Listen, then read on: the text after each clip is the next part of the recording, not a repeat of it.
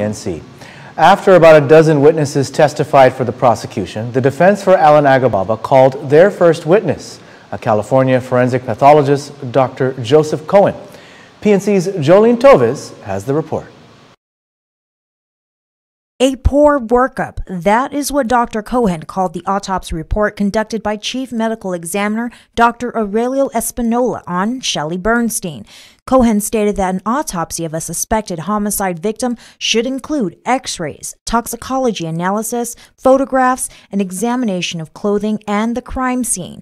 But Bernstein's autopsy report did not include any x-rays, no analysis of the level of fentanyl in her body, no photographs of organs, and no analysis of Bernstein's clothing or the suspected biological matter discovered at the scene. That's my concern, is these elements of the scene investigation have not really been considered, in my opinion, by the medical examiner in an effort to qualify this death as a homicide, an accident, or an undetermined.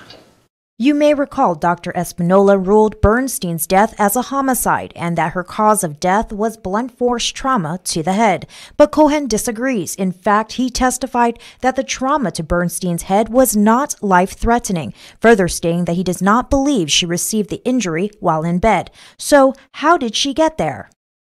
If these other red marks are her blood, then that would basically confirm that either she walked from another location to her bed, laid down in bed, continued to bleed, and then the drug toxicity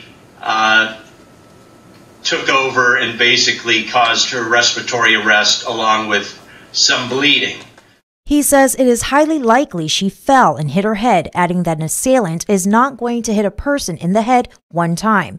He was adamant that if Bernstein was not under the influence of drugs, she would have survived the head injury, citing that there was no injury to her brain. But what about the contracoup injury discovered on the back of her head? Well, according to Cohen, no such injury existed. And if there was, as Espinola concluded, Cohen says the contracoup phenomenon occurs by falling and hitting a stationary object. According to Cohen, Espinola downplayed the drugs discovered in Bernstein's urine and placed emphasis on the head injury. It is imperative that blood samples be tested on all homicide or suspicious deaths, enabled to place whatever significance there may be on the drugs.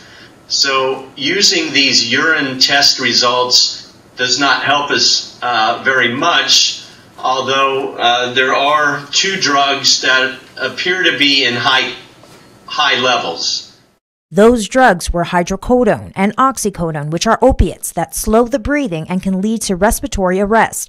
But as Cohen points out, there was no testing of fentanyl. While he believes that the drugs in conjunction with the non-lethal head injury led to her death, the lack of evidence means the possibilities are open. And if he was to make a determination, he would have ruled her death as undetermined. Reporting for PNC News, I'm Jolene Toves.